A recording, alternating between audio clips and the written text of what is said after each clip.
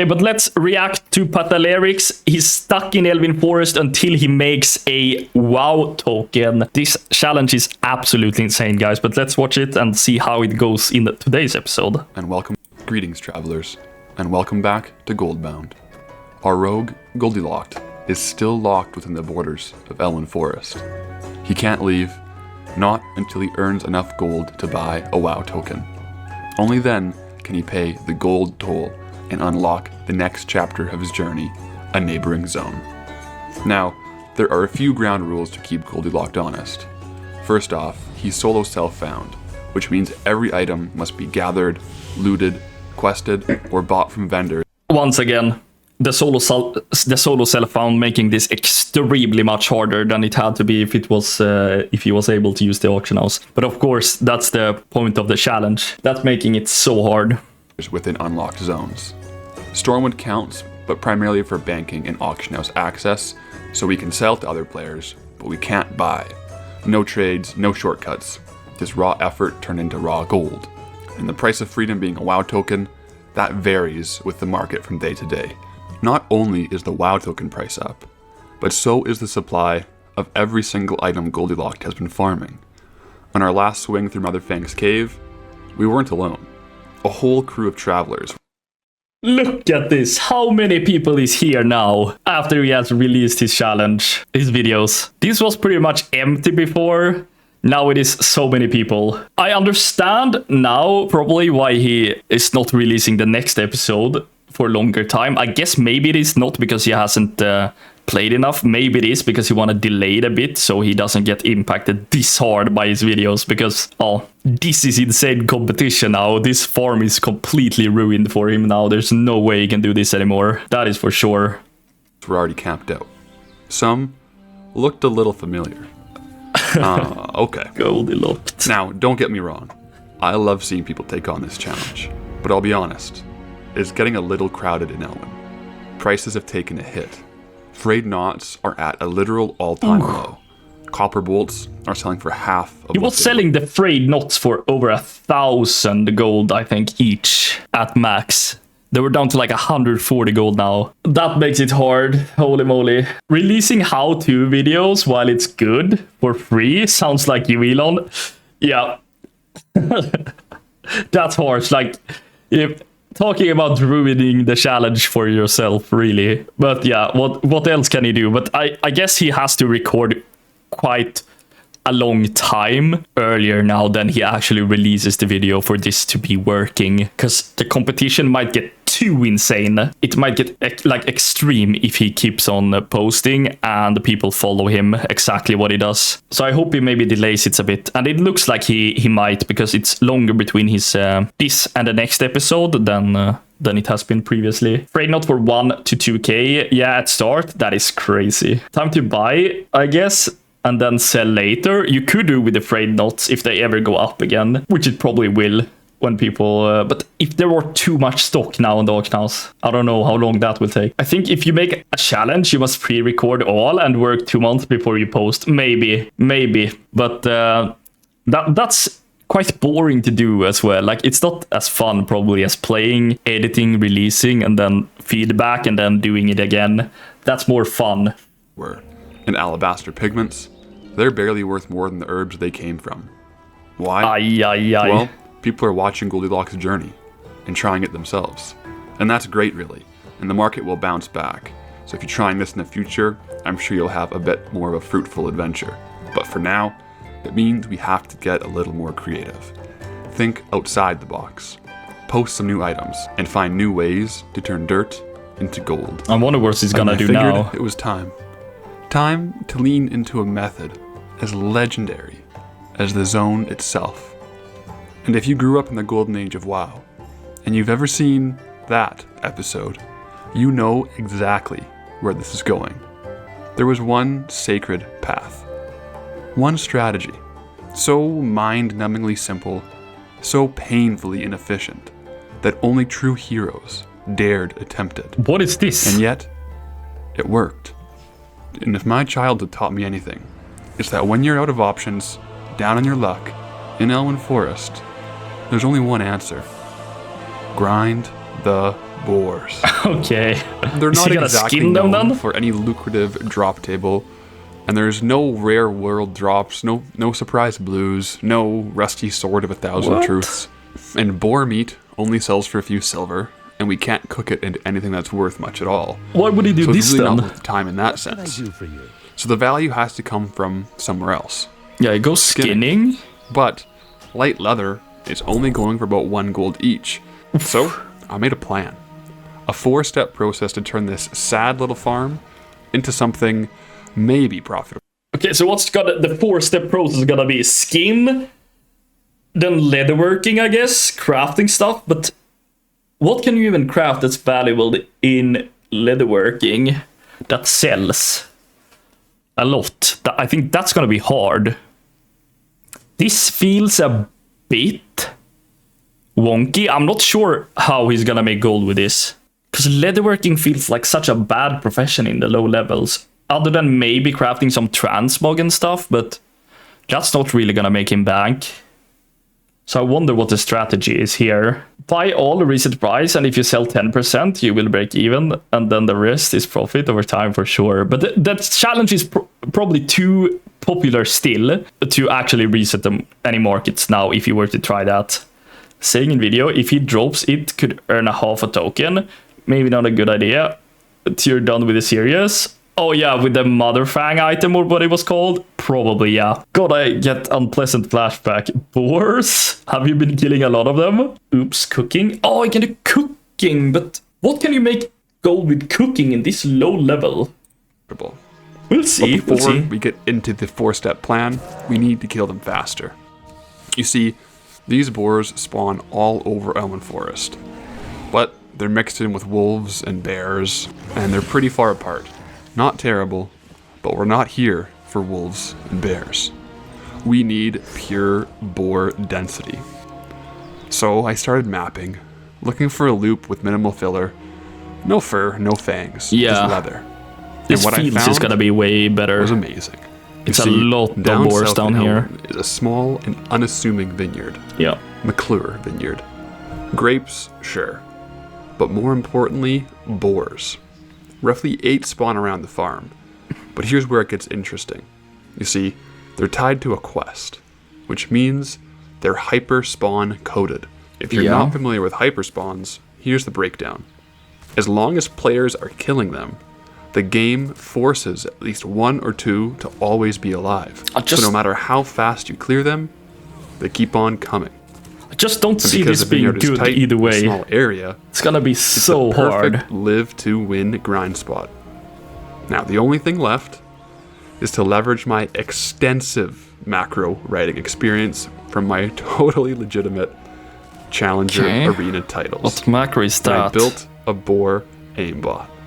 So Boar basically, aimbot. this is a 1-button boar killing machine. It casts my range abilities, pops my movement speed cooldowns, Okay. pops my damage cooldowns on repeat. So I just walk in circles pressing this key, and the boars die on repeat. Here's how you run Not this too farm bad. properly. You don't loot. Seriously. Just kill them on repeat for 3 to 4 I minutes don't see straight. this being like No over looting, 500 no gold an skinning. hour. Just boar after Or boar. how is he And gonna they'll start stacking up. How is he gonna be able to kill that many boars and skin them per hour and get, like, if the light leather is 1 goldish, gonna be hard to get any significant gold out of this. Even if, we'll see how he converts it later, but I feel like this one is probably just a one-time thing he does, but we'll see. Because this might be really bad. A nice, satisfying boar pile. Then, once the ground is properly cursed, then you loot. You skin them all in one go, and it's just way faster with less downtime. No breaking the flow. Just don't push it past the 4-minute kill window, because the boar corpses will start despawning, and there's nothing worse than watching your gold rot in the dirt. Theoretically, if you were doing this in a group with 2, 3, 4, or 5 people, you could kill them a lot faster because of the hyperspawn. You would just each camp one corner of the farm, and it would get pretty nasty pretty quickly. But that's step 1. Killing efficiently, stacking corpses, and skinning fast. And now we move on to step 2. Leatherworking. Leatherworking, And this is yeah. where the magic happens. First, we'll reduce every ruined leather scrap into light leather. Free mats, no brainer. And then, we do have to level up our leatherworking to level 55. This is where you unlock the real value play. The leather gloves. But why the gloves? Well, they only cost 3 light leather per craft, and if you compare that to the 5, 6, or 8 of some other green armor pieces, it's a lower input to get to a disenchantable item. So... Oh, so he's gonna disenchant them. Okay, so he is going to make those and disenchant them. But are you gonna get mat worth more than like 3 gold per glove? I doubt that. How much is strange dust? Or what is he getting out of this? Probably strange dust? That cannot be like more than that. Maybe it is. Maybe strange dust is like a lot. But then you have to disenchant them. That takes time as well. We'll see here, but we'll see how much this is. How this goes. We'll get better margins. Because we're not crafting the gear, we're crafting for a disenchant shuffle. And I'll be honest, this is where the shuffle took a turn. You see, I had a plan. I was going to use the leatherworking modifier, Relics of the Past, to scale these gloves in level. I thought maybe, just maybe, I could squeeze out higher level greens using nothing but Elwynn mats, and then disenchant those scaled greens for better and better enchanting materials. Does that work? It was a clean plan and a clever plan, and it might have even worked, but there was just one problem. Curing salt. It's a basic vendor ingredient needed for the Relic of the Past recipe. And guess that's what? not available. Trade goods vendors in Elwynn just don't sell it. So I guess we'll have to wait to see if the shuffle really pays off when I unlock a new trade goods vendor that has the curing salt. We've still got the greens. Isn't that insane? All of this effort and he couldn't do his plan because the curing salt wasn't available in any vendor. That is just fucking rough to see. Shit. This is an elaborate way to get people to buy his pale skinner knife so he can make gold.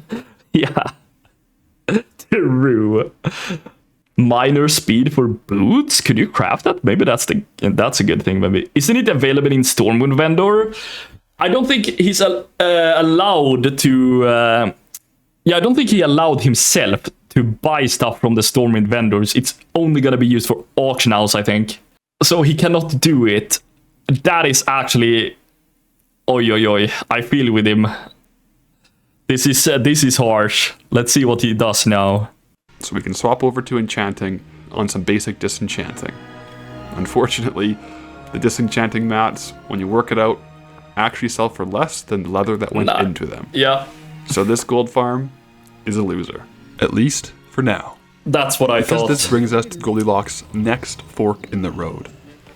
While I was out here quietly slaughtering hundreds of boars, a certain traveling attraction fair. Town. This could make him so much gold if he decides to use Darkmoon Fair. I have a feeling he's not gonna use Darkmoon Fair because if he were fishing in here, he could make so much gold so easily. He can just fish for over 10k an hour, probably just passively fish here. So I doubt he's gonna use it, but we'll see.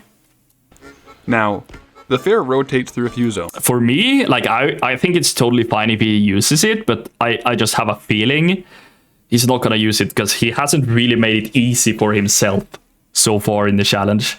Hello, Sod. Hello. But when it's holy moly, so much for nothing but 2 gold. Yeah. Aye. set up in Elwynn, it opens a portal right here in the forest that takes players to the Darkmoon Isle. And that raises a question, a big one. Since we're locked into Elwynn Forest for this challenge, is the Darkmoon fair game? On one hand, it's kind of like an instance. There's no way to reach it unless the portal appears in Elwynn, and it doesn't show up on the world map, and there's no achievement for exploring it. But on the other hand, it's definitely not a part of Elwynn Forest. I would think it's fine to use it. It would be same, in my opinion, as using a dungeon in another zone. So Like, I think it's fine to use this for sure. Even though he's gonna make his token fairly easy compared to what he has been doing before, like very much easier.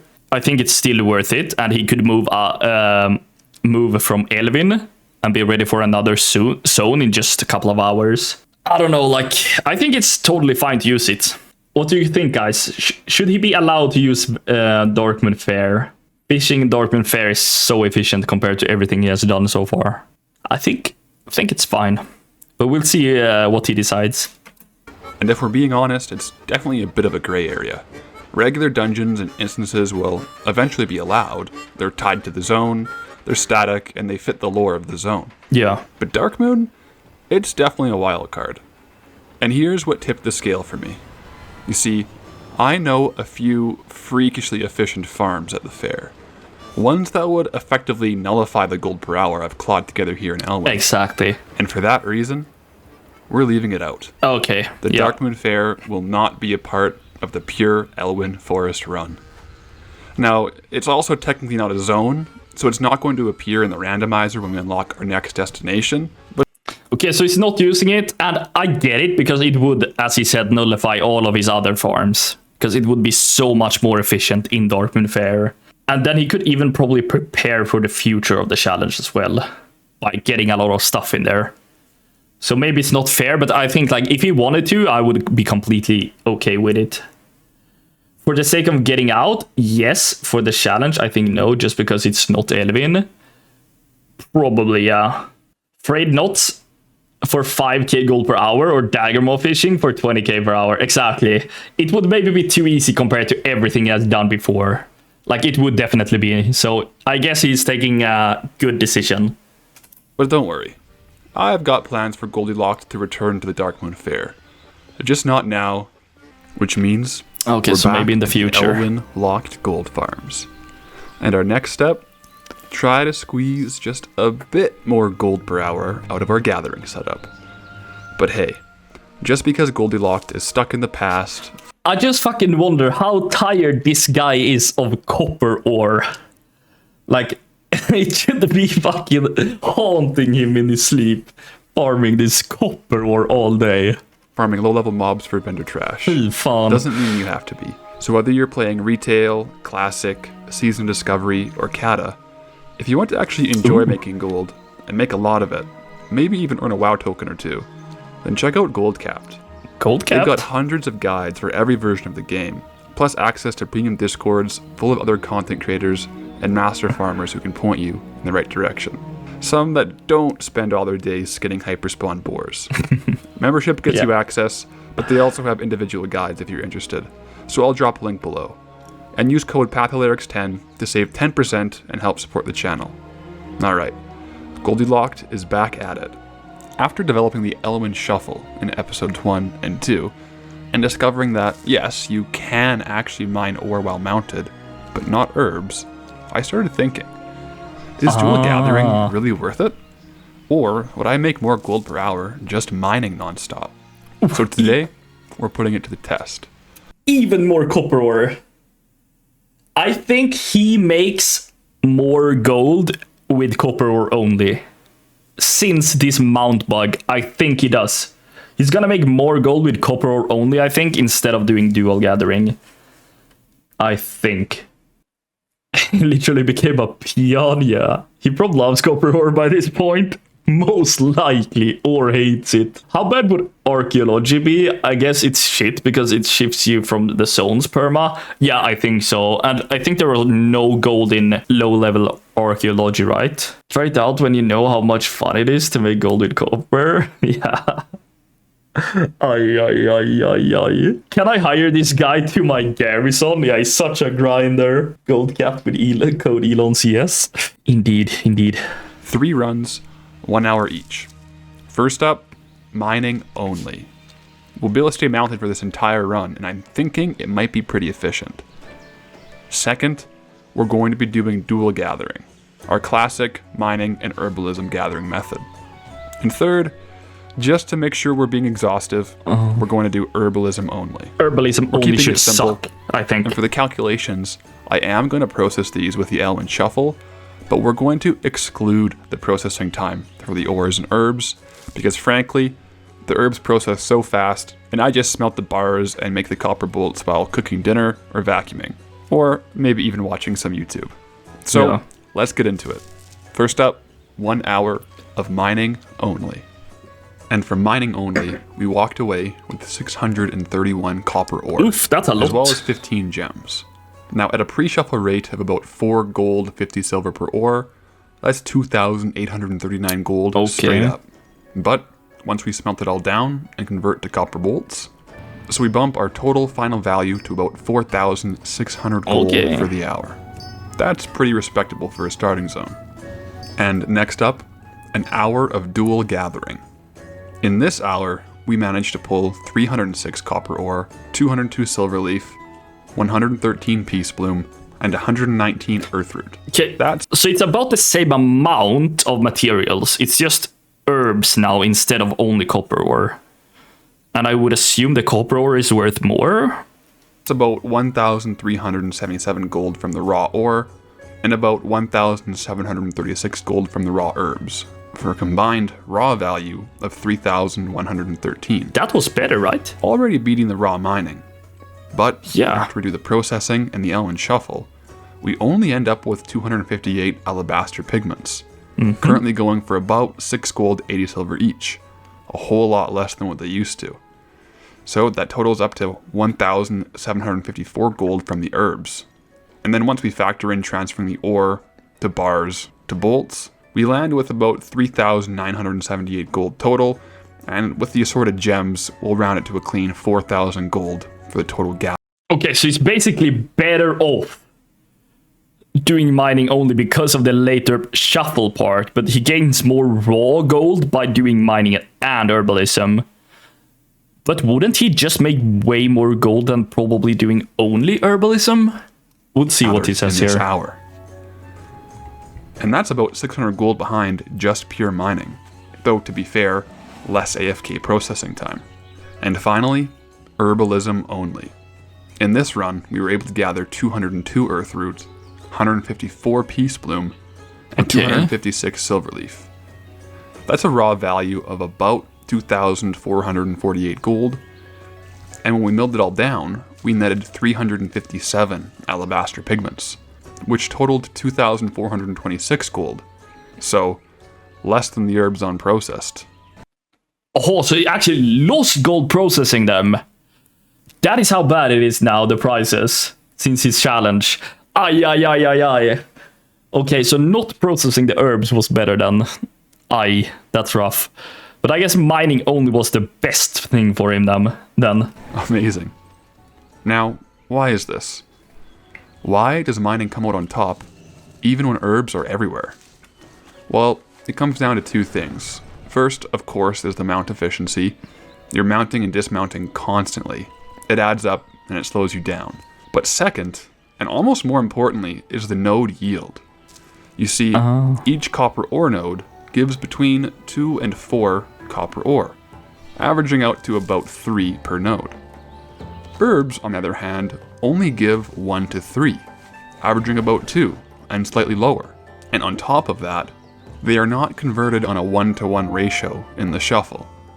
Copper ore gets converted in a 1-to-1 ratio to copper bolts.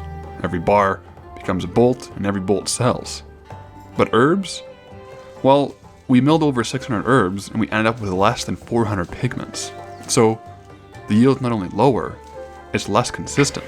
And while the copper shuffle does take time, it's so AFK that you can't even count it.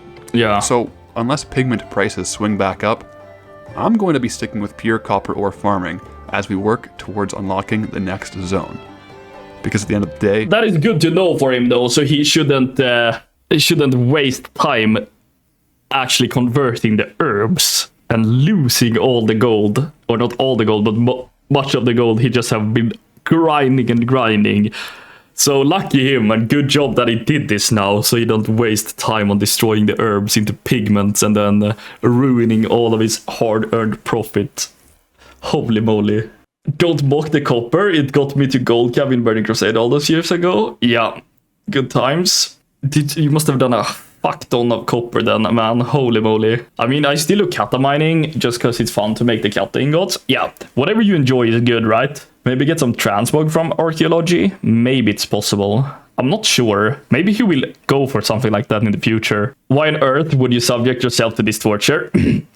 It is crazy that he does this, but it is very, very fun as well. Like, we all enjoying to watch it, and I guess that is one of the reasons is because it is such a grindy challenge, and it's very hard to complete. So, let's continue. Goldilocks may be stuck in Elwynn, but we can always optimize some of the grind time. And speaking of the next zone, let's pull up the map and talk about what's still locked. Once we hit our goal and earn enough gold to buy a WoW token, we will be spinning a wheel randomly to unlock the next zone between the adjacent zones accessible by foot, tram, or boat. So when the time comes, this is going to be Westfall, Dunmoreau, or Redridge. Now, you might be wondering, isn't Duskwood a neighboring zone?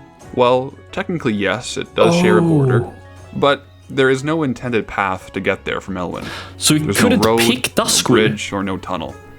You'd have to either fly across the river or swim through it. And if we allow that, what's stopping us from flying over any mountain and swimming across any river or ocean? So the rule is simple. If it's not designed for foot travel from the current zone, it doesn't count for the randomizer. Okay. Now, there is one path on the map. So then the idea of going Duskwood to be able to opt in to Stranglethorn, the next one, is not an option for him. So I wonder what would be the best. But we kind of figured out, or talked about this last episode, that Dunmoreau is probably the best one, right? At least if you don't think about the future. Because then he can run Nomergan a bunch of times and get transmog and stuff and probably make a lot of gold from Nomer. That is probably one of the best things. And Dunmoreau offers quite a lot of rares with unique transmog stuff, I think. So I do believe it is the best zone. But he's not going to pick, he's going to randomize, but we'll see what he gets. Map that almost looks like it connects Duskwood to Elwynn. But if you take a closer look, it's pretty clear that it really connects the road into Redridge. And where we're standing now, I'm pretty sure is basically the furthest point in Elm we can go without triggering a discovery for Redridge. Yeah. Now, to make sure this path was actually off limits until Redridge unlocks, I made a level 1 testing character, Path Tester. So we marched him right up to this contested edge and tried to slip onto the bridge without triggering any exploration. He discovered for Redridge. But before we even got close, the exploration XP dinged in and Redridge was discovered. And since Path Tester just stepped into a locked zone, the screen lit up flashing red and tripping the alarm. And if you're wondering what add-on this is, it's zone locked. It's currently in development by Deju, but I think it's pretty cool so far. That confirms it. The path may look like so there is a zone locked add-on, guys. There is a zone locked add-on. That is amazing. Duskwood, but we need to have Redridge unlocked to use it. So, if you remember last episode, we capitalized on the zone rares for a few decent transmog drops. And we'll see if any of those sold in our mailbox clear out at the end of this episode. But for now, we want to expand the inventory, specifically with a few lower value items that have higher sale rates. And ideally, things that don't eat into our herbs and ores. So we ran a little tailoring gambit. Ooh, this can be good though. This can be good though. The shirts should be selling quite fast. You can move a lot of shirts, I think. They are like very good craftable transmog. I wonder how much profit it is each shirt for him. We'll see how this goes, because he could probably make some good gold from this. Especially if he could craft a lot, store them, and then move back into gathering. So he could have them and post them and sell them at the same time. So he doesn't have to stay on tailoring all the time. So if he crafts a bunch and just hold them and try to sell them over time, this is probably going to make him some good gold. Dunmoreau, in terms of materials, is almost the same as Elwynn. That is true, though. Quite sad, that is true. But I think Nomer, like, weighs it up. I think that is so good. You can get some insane stuff in there. I dug through the crafted items list that we have available in Elwynn and found some interesting items. The best selling ones were shirts. Yep. Red, blue, white, and brown. They have good sale all the rate. basic color variants available in Elwynn, and all with sale rates between 0.3 and 0.5. And why do people buy them? Well, let's be honest. They look darn good. Sometimes gold isn't just about utility. It's about the vibe. And apparently, Elwynn Cotton is in. And of course, it's not a gold mine, but not bad for some pocket change. To make the shirts, you primarily need linen cloth. And linen, well, it's not exactly growing on trees. So, to grab a few pieces of linen, I just did a loop around Elwynn, clearing out every humanoid pack that I could find. So basically... Doesn't the kobolds drop linen in the mine? Shouldn't that be an infinite linen source? I think they do. Oh, here as well. Yeah, the gnolls. The gnoll packs around Hogger, the cut purses and dock hands, a few of the rogue wizards up in the northeast, and even some of the kobolds hanging out near the mine exits. Each shirt only costs a few cloth to craft, so after about an hour, we had enough stock for a modest inventory. And with that, we've added another, albeit small, income stream. So now while we're out mining copper, we're skinning boars. They were worth a bit less than I thought. 100 and 150 gold. I thought like they could be a bit higher price. Okay, so it's not gonna make that much gold from this. But it's still good passive gold, I guess. But I wonder if it's worth it for him instead of just running copper farming. But I guess it's fun to try out some new stuff as well and not only do the coppers. Every once in a while, we see a shirt sell. Just a little extra gold quietly padding the coin pouch. Alright, so with another full week of farming, killing, it's skinning, time. Mining, smelting, and auction house posting, it's time. Time to see exactly how much Goldilocks has pushed forward in the challenge to earn a WoW token. So, we haven't opened any mail since our last episode, so we're still sitting at 71,666 mails. Now I'm going to go ahead and blur out here the total gold, just so we have a big reveal at the end. But looking through and flipping through here, we can see a lot of the usual suspects and a lot of copper bolts. Each of these stacks is kind of usually when I've done a big farm session and I go on and post it. But a couple items that kind of jump out. You can see here we do have quite a few shirts selling for around 100 gold. And unfortunately, frayed knots are about the 95 gold for frayed knots now. Oof, oof, oof. 71k is madness. Yeah, he has grinded a lot. But let's see how much he ends up with now after this. Because this looks quite juicy, this mailbox so far. Same price as linen shirts now, which is a little bit unfortunate. But there was one item that I saw come through that was a little bit of a bigger item.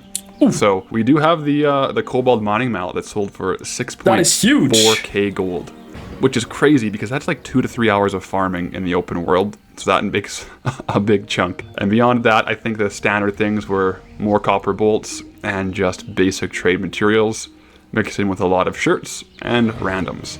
So we're gonna go ahead and open up all of these and see how much gold we actually got. So down in the right, we'll see it all flood in.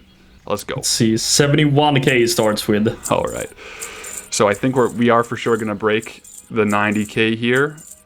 And it's still coming. Oh, 100k. Oh, there we go. 100k on Goldilocks. And we're still having more mails come in. Nice. Oh my goodness. Actually, we made a lot of progress this week. So that's the whole mailbox. So he made about 50k this week then. That is quite good. That is really good. So he is halfway done now. He is halfway done now in the challenge. That is nice. If he invests 30 hours into copper ores, I think he's done, right? 4k an hour times 30. If he does 30 hours, or maybe even a bit less, he's gonna have a token. That would be a hell of a grind, though. Imagine doing 30 hours of copper ore in Elwynn in a row. I wonder what's the plan for next episode is. We're sitting at 125,000 gold, which, if we look at the WoW token now, 270k, so it has gone up in price, so we're still below half. It increased by like 10k. For him, that's like 2-3 hours of the value. And let's have a look here at the slash played. 3 days and 10 hours. So we're 3 days, 10 hours. That would be 82 hours. 82 hours. What is his YouTube name? Pathalerix, guys. I linked it in the start. I will link it soon again so you guys can go and like and subscribe. 1 second. Let's just finish. It's 1 minute left. Holy moly. So 82 hours. But I guess his gold per hours is increasing. I feel like it. Pretty far into our grind. Let's go into the ledger on Trade Skill Master for only Goldilockt and the last 7 days. So this should be most of what we just got, about 50,000 gold in the last 7 days. Yeah. And our top selling item was the Kobold Mining Mallet. Oh, we sold some we gloves did manage as well. to sell one of those. And we also sold some fingerless gloves. So those are the only kind of transmog-esque items. Those ones come from Thuros Lightfingers, so we'll add that to the coin purse, as well as a few frayed knots just for way below market value. And as you can see here, a couple of shirts coming through, which always add up to the value. But a big ticket item has been the handfuls of copper bolts. Yeah. So let's go into the actual stats here. So in the last 30 days, in fact, the last 7 days alone, we've sold 27,673 That's a lot. worth of these, which is 4,172, and a total of 5,442 handfuls of copper bolts. So we've really been pushing those big time. We have sold some things as copper bars. For the most part, we're trying. Basically, half of his gold then is from copper bolts now. This week. He's mining a lot of copper. Trying to sell the copper ores and copper bars as the bolts, because that is where we're getting a lot of our gold from. And just random gems and small greens. And then we just get into the vendor section, which is a lot of just random vendor trash that we didn't want to post on the auction house, and we just got some quick cash from that. So, not a bad week, and I think we really did define which farms are going to be making us the most money. And so far on Goldilockt, we've been doing our adventure and doing weekly updates with full mailbox clears. Yep. So let me know if you want to keep seeing it on a weekly basis, or if you'd rather have a bi-weekly section with more progress made in each episode. Either way, Goldilockt isn't stopping. Not until that WoW token is paid and Elwynn is in the rear view. And then, well, our journey will continue. So here's the next episode once it's posted, and here is the series if it's not posted yet. Thanks for watching.